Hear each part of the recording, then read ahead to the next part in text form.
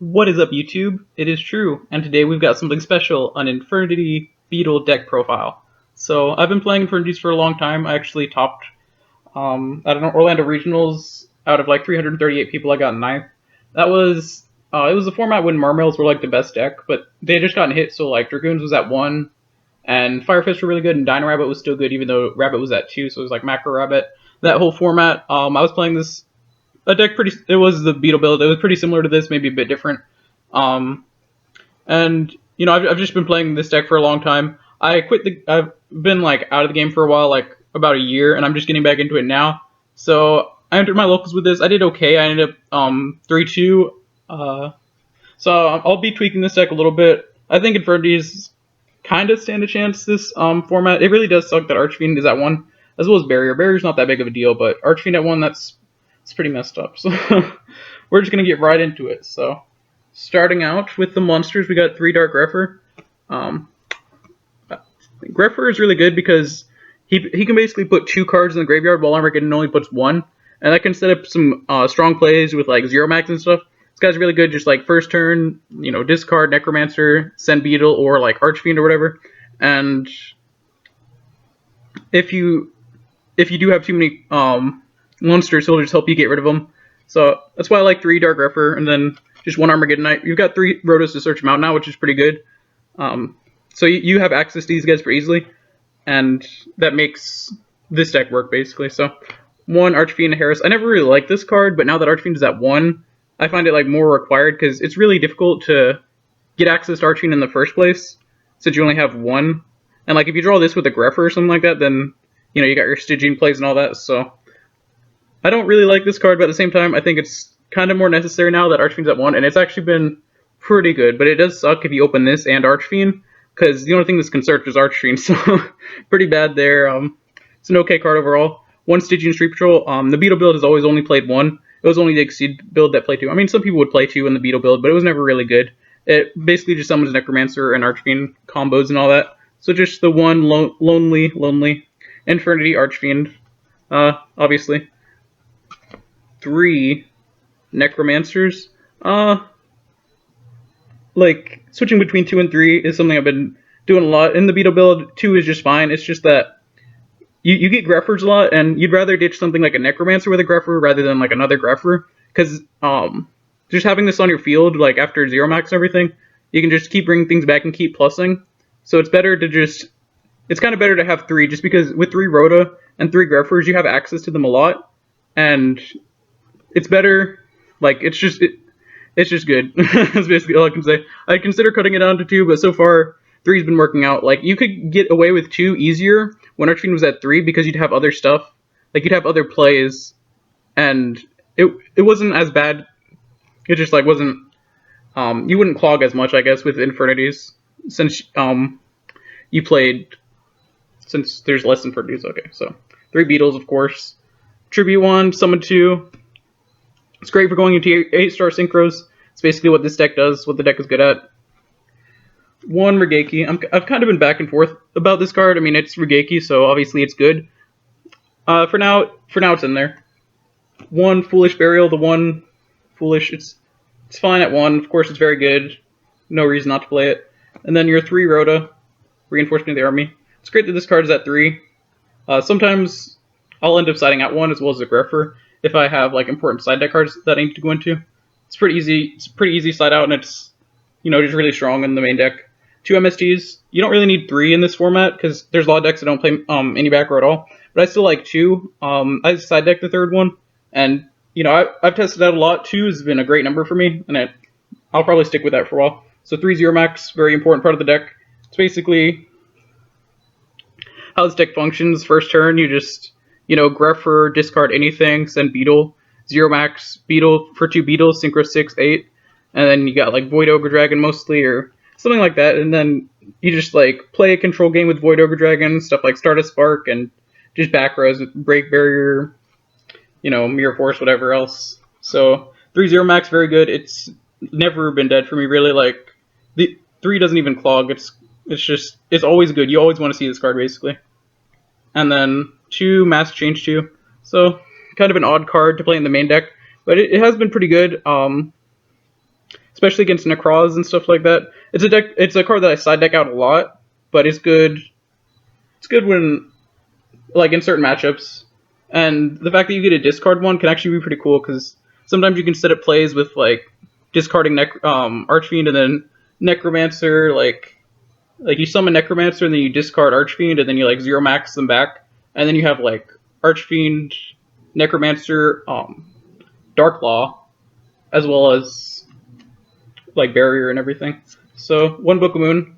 This card has been great testing. Like sometimes I've been a bit iffy about Book of Moon, but right now it's a really good card. Good for disrupting, setting things like Unicore and what's that other guy? Unicore, a Window, of course, yeah. Soul Charge, one of, yeah.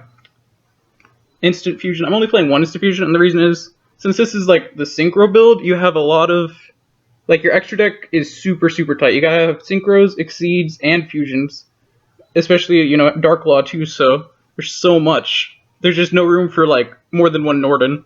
So like if you do play more than one Norden, you're gonna have to sacrifice something important in your extra deck, and you're just gonna have like troublesome matchups basically. So I just like the one Instant Fusion. It's been working fine for me. And then Infernity Launcher.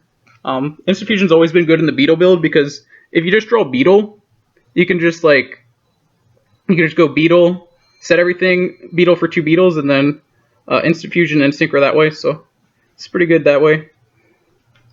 That's it for the spells. Kind of a lot of spells, but not too much. We got Traps next. We got 2 Infernity Breaks and a Barrier. I always like 3 Infernity Breaks in the Beetle build, but now that Archfiend is at 1, you just really don't resolve his effect as much, so you're not searching as much. It's pretty unfortunate, but I just felt like in testing, 2 was a lot more consistent for me, and then just like the 1 Lonely Barrier, of course. So 2 Mirror Force. It's a card that not a lot of people play, but I've found very good. It's won me a lot of games. And I just like having defense in Infernities, so for sure. 1 Bottomless, 1 Vandy's Emptiness, great with Key Beetle, 1 Solemn Warning, 1 Ring of Destruction. This card's a little bit iffy. I like it a lot. Like not a whole lot of people play it. For now, it's staying in. I might consider switching it for a Trap Hole Nightmare or Time Space Trap Hole. I'll be testing those cards out, see how they work.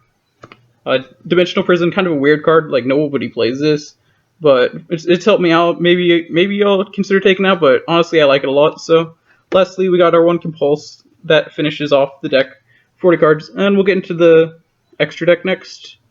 So, 1 Norden, obvious. 1 Dark Law, obvious. And then for our 5 stars, I just got 1 Catastor. I feel like you have to play 1 5-star, just because you'll be in a lot of situations where that's like all you can do, and I had to pick just 1, so I went for Catastor. Maybe Armades or even TG Hyperlibrarian's not bad in here, because there's a lot of times where you'll have like Grepher, whatever, and then 2 Zero Max, like Grepher and another monster, 2 Zero Max, so you could go like if you had Grepher Beetle and 2 Zero Max, or Grepher and Necromancer and 2 Zero Max, then you could go TG Hyperlibrarian and then Synchro 6/8 into like, Void Ogre Dragon or whatever, and yeah, you're drawing cards off that, so if you draw a monster, it could be bad. I mean, if it's not an Archfiend while you have no cards in your hand. But if you draw, like, just since you play such a low amount of monsters and you're using so many monsters just to do that play in the first place, you can oftentimes draw traps that'll just help you out, and just other defensive backers. So TG Hyperlibrarian's not too bad either. But for now, it's Catastor. So, whoops. For the 6 stars, Metaphys Horus and Goya Guardian. I tried testing with just 1 6-star. Like, I've tried it so many times with Beetle build. Just play 1 6-star, but it's really not enough. You will always, like, I'm always in situations where I'm wishing I had a second one, and then I just can't make a play because I can't Synchro. Like, because if you only play 1, then that just means you get 1 8-star Synchro the whole duel. And, like, if you just summon that first turn, and if, like, that's basically your win condition at that point. Like, if that card dies, then you lose, basically. Like, it's great to just have 2 because it gives you, like, more plays and more options. So this is for going into Baxia. That's the only reason. You don't really use its effect that much, but it can be useful. Goyo Guardian, obviously, he's great.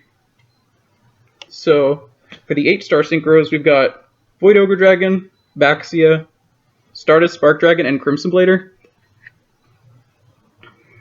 For those who don't know what this does, when you synchro summon, you get to compulse a card, or we'll just send any card back to the hand, and then you can destroy a card on the field to special summon a level 4 or lower monster from your graveyard. So you can special summon back Necromancer or Archfiend, and then just like Search Launcher, synchro into like Trish. It's crazy. This card's really good. A little bit situational, but when it goes off, like in the situations it goes off, it's usually crazy, OTKing potential, and just like a lot of pluses off this, especially since it compulses too. That's really great. Like an 8-star that can just compulse anything on the field. Spell Trap monster. And Void Ogre Dragon, probably the most important card in the X deck. He's like a giant Shien, protects your floodgates in the side deck and stuff like that. Star Spark Dragon, pretty similar. I still find it extremely important. You can protect anything with this, so you could even protect Dark Law and stuff like that from battle, because this will protect them from spells and traps. This will protect them from battle as well as spells and traps. So I really like Star Spark Dragon. I definitely wouldn't take either of these three out. Curse Blader's last one. I mean, he's good against Shaddolls and stuff like that. I'm not really sure about him. If I were to take out anything from the X deck, it'd probably be Crimson Blader, but I'm not sure. So, lastly, for the Synchros, we got Trishula. Trishula is crazy. Oh my god. I figured it'd be good, but I forgot like how good it is in Infernities.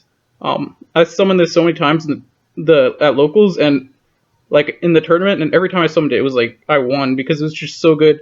You summon this, and then you like sack Launcher, bring them all back, and then it's just, oh my god. Yeah, man, this Trishula.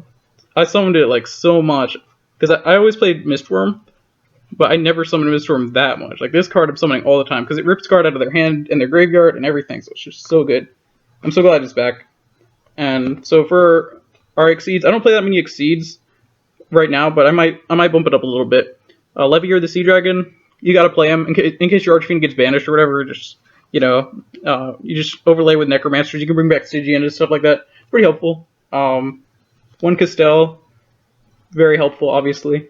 One Abyss Dweller, he's basically a staple now. At least one Abyss Dweller. Like some people like to play two. I like the idea of two, but you really don't have room with all the synchros and stuff, and you have to play a lot of those synchros. I feel he's really good with Norden because Norden is a water, so like you instant fusion, and then he'll be 22, so he's easier. Like you don't have to worry about protecting him as much since he's bigger. And Ragna Zero for the next one, good against Cleaforts and stuff.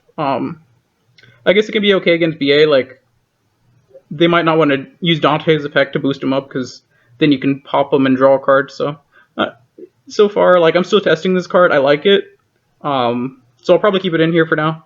It's just, like, maybe, yeah, I'll keep it in there for now. So, Master Key Beetle, I consider this extremely important. I summon this probably more than any Exceed. Him and Castell a lot. 2 level 4 Dark Monsters, you can protect a card, you protect Emptiness, it's really good. Protect your floodgates in the side deck, just crazy. This card, too good. So next we'll go on to the side deck. Start out 2 Flying Sea. I'm still like, I'm just getting back into the game after not playing for a year, so I'm still kind of learning the meta, learning the cards. I just learned how to Pendulum Summon, so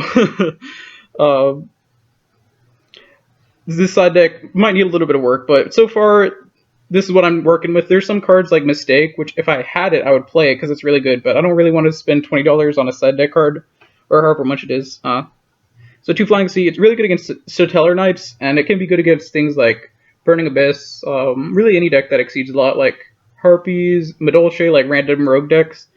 It can be kind of iffy playing it in this deck because, you want to be handless a lot of times, and this could clog, but if you just bring it in against the matchups you really need it against, it shouldn't really clog. So let's see, we got 2 Fairy Wind, 2 Fairy Wind. This is mostly against Cleaforts because that's a really tough matchup. I'd say it's the toughest matchup for this deck, but I'm not sure yet because again, I've only played against Cleaforts once and it was pretty rough, but it's the first time you play against the deck and they like towers you and everything like that. It's hard to deal with that. So 2 Fairy Wind, good against Cleaforts, hits the lose 1 turn skill drain, all their pendulums and all this. It's also good against Psyframes.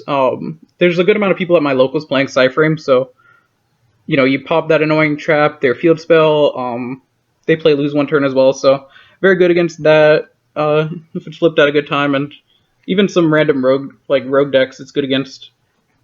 And you can like chain it to World Decree and any kind of floodgates they try to set against you, like Shadow Imprisoning Mirror, which is kind of popular right now because at my locals there's a lot of shit also. Third MST, as I mentioned, pretty good. One Thunder King Ryo.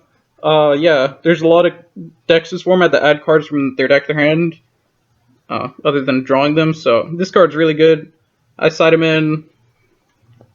Like, you'll basically know what matches he's good against. I can, he can kind of, he shuts Archfiend down from searching as well as your Rotas, but if you can just play him and protect him with traps and just keep beating down like that, he's just really good for that. So we got the Defissure and the Macrocosmos. These cards have helped me out so much.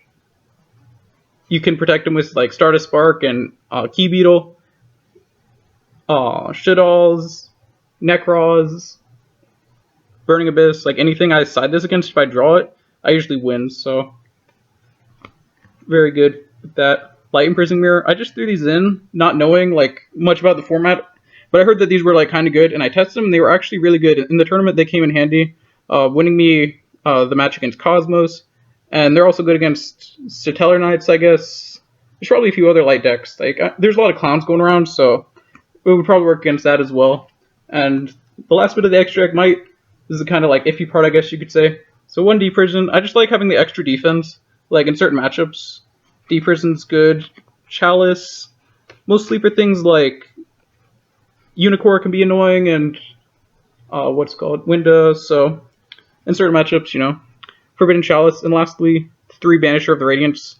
Kind of the same as Defissure and Macro. I actually need to put Soul Drain in here. I was thinking Soul Drain might not be that good because I was mostly focused on Necros, and I'm just like, well, Soul Drain's not really gonna stop that and everything. But there is Burning Abyss as well, where Soul Drain would be like a blowout. So I'm definitely gonna include Soul Drain in here. Probably take out not really sure. Maybe a Flying Sea or something. Anyways, that's the deck profile. Hope you guys enjoyed. I'm going to be testing this at locals and seeing how it does. For last tournament I went to, round 1, I was planning on playing Light Sworns. At like the last minute, I decided to change my deck and go for Light Sworns, but then the tournament started, so I had to leave everything back and just run into the tournament like that. So I ended up getting a game 1 loss because I was 3 minutes late. So the guy took a game 1 loss, I'm like, okay. And game 2, we started, and he was playing Cleaforts, and he kind of destroyed me. I did okay.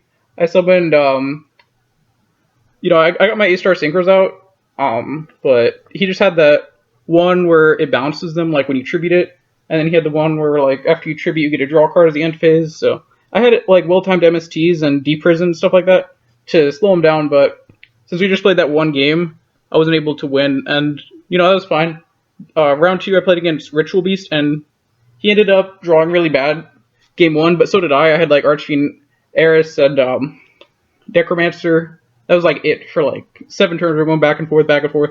Neither of us had crap, and my back row was getting all clogged up, and I just had those 2. I'm like, oh, this sucks. But eventually, I got something going because I drew like Armageddon Knight or something like that. So I'm like, finally, let's get this going. Started summoning Archfiend, Beetles, and stuff like that, and just ended up killing them really quick. I didn't really have enough trap cards to like stop all my plays. And then game 2, again, we both kind of drew bad, but he ended up getting the cards he needed first, and then just going crazy with his Ritual Beast play. It was the first time me playing against the deck, so I didn't really know how to side against it, but I learned for game 3. Game 3, I drew better, and I ended up winning. I think it might have ended up going to time, I'm not sure. Anyways, round 3, I played against Cosmos. Again, it was my first time playing the deck, so I didn't really know what to expect. Game 1, well-timed Mirror Forces and stuff like that. Like, well-timed traps, basically. Just won me the game because he just keep trying to go in, and I just, like, save my traps for the right moment, flip Mirror Force, and then that was just it. Game 2, I sided in the Light Imprisonings, and so it starts game 2. I go first. He lets me go first, I think. And I just, like, I had a really bad hand. It was like a lot of monsters and no traps. So I just, like, played Grepher, dumped some stuff, and let him go, so he goes, and he actually just OTKs me, so I'm like, oh crap. that was a really quick game. So game 3, I go first, and then I ended up having like Void Ogre Dragon and Light Imprisoning Mirror, I think. I know I had Light Imprisoning, and anytime he tried to do anything, it was like Light Imprisoning, and he was just like, dang, I can't do anything. Light Imprisoning's like so good. He didn't have MST for it, so ended up winning that game. Next round, I ended up playing against Necroz on round 4, and game 1, he let me go first. And game 1, I opened up Mass Change 2, and I summoned Darklaw, and I had Solemn Warning set, and that was basically all I had: Solemn Warning, Darklaw. But he, that's great against Necroz, so he ends up thinking, he's like, what am I gonna do? What am I gonna do? He ends up trying to search. I banished a card from his hand with Darklaw. I hit Mathematician, so not too good. And then he ends up making he was playing Perform Mage Necroz, and he ends up making, his clown plays, trying to go into 101, and I'm just Solemn Warning. It's like, dang. And then I had some, he just had to end. I had some more plays going on, swung in for some damage. He's just like, yeah, you got it. So I actually ended up getting some, big plays in a few turns later, and so game 2, again, he lets me go first, and I sided in all the D-Fissure macro and all that. I actually opened D-Fissure, and I went Void Ogre Dragon with D-Fissure, and then next turn I ended up making Spark Dragon. So I had Spark Dragon, Void Ogre Dragon, and D-Fissure, and he just couldn't do crap about it. He kept trying to get rid of my D-Fissure, with MST and stuff like that, and just trying to bait out Void Ogre Dragon's effect, but I'm just like, no, just protect the D-Fissure. And Unicorn ended up being a bother, but I just ended up winning because I protect D-Fissure and I had the two strong A-stars.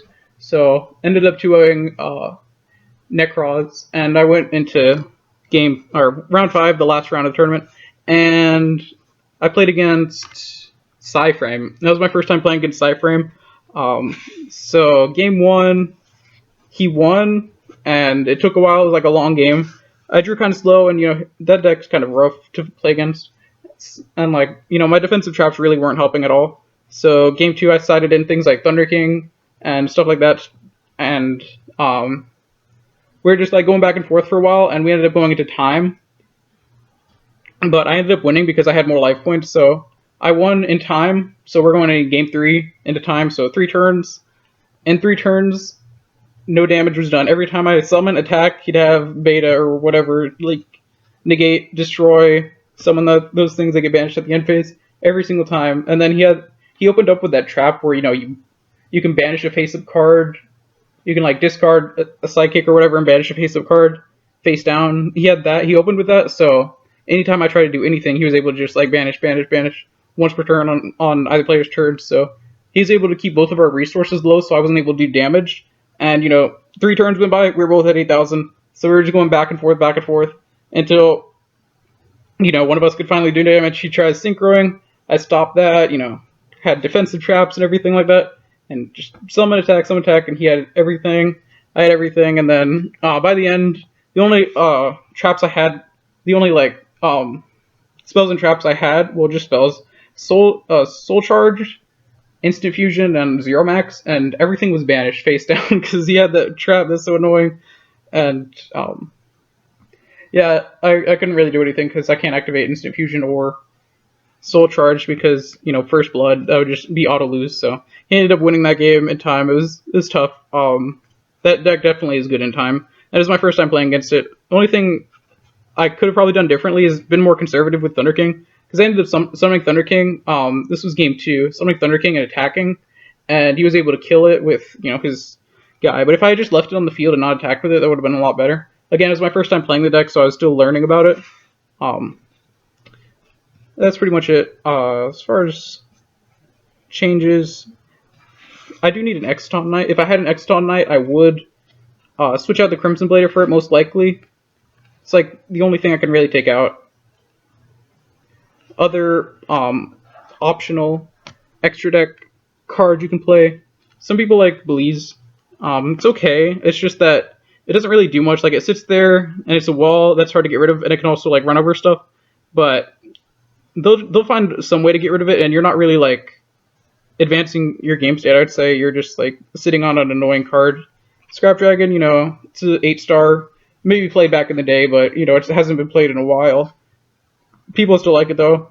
Steel Storm Roach, it's pretty good against Cleaforts, I guess, and maybe a few other decks. I'm not too sure about this. Maybe I'd end up trying it out instead of Ragnar Zero, but I feel like Ragnar Zero is better because you get to draw a card, and he's just bigger. Or she, I don't know. And Diamond Direwolf. This is what I had originally in there. It was good in the Exceed build. pretty good in the Beetle build too.